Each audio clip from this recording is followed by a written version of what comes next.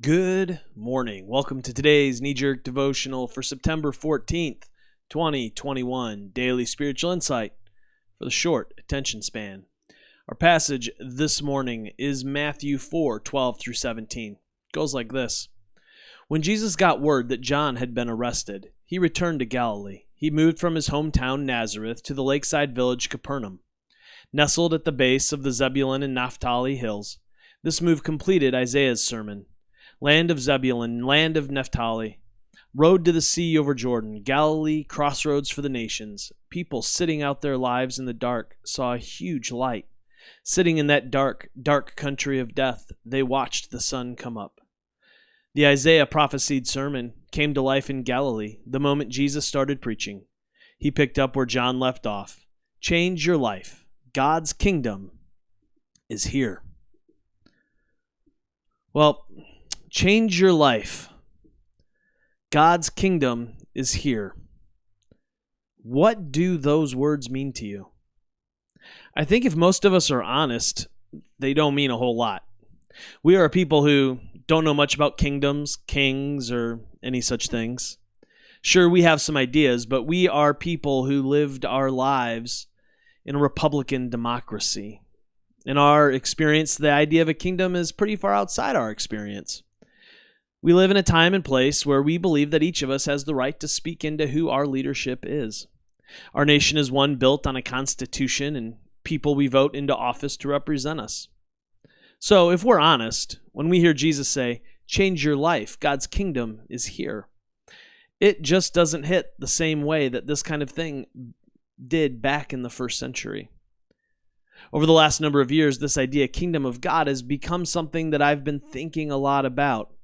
Mostly because I realize that I don't have a good grip on it, but also because it seems to be at the center of what Jesus was talking about and trying to live out when he was doing ministry. I have to confess, I still don't think I have my mind totally wrapped around what it means.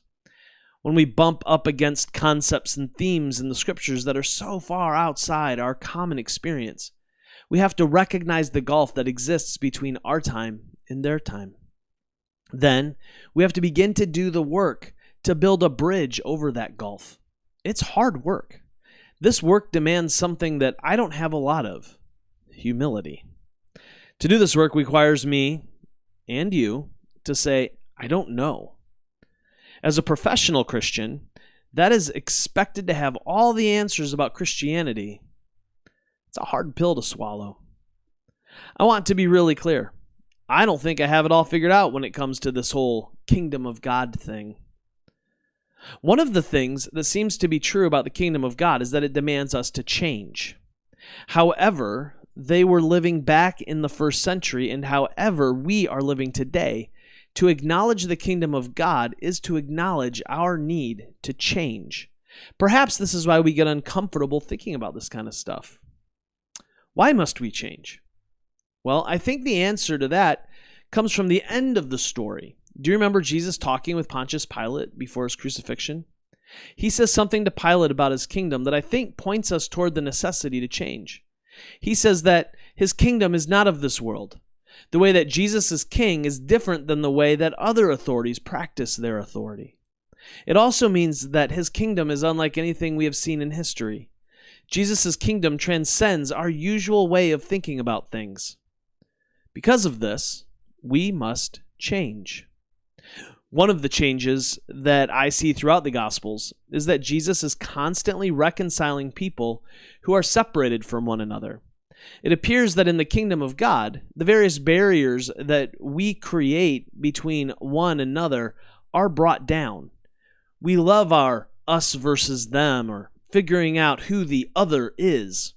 But if we are going to try and participate in this kingdom of God, then we are going to have to change and set aside our desires to sort and separate. I'm still struggling to grasp and understand the kingdom of God metaphor and how to understand it in light of our current reality. How do you make sense of it?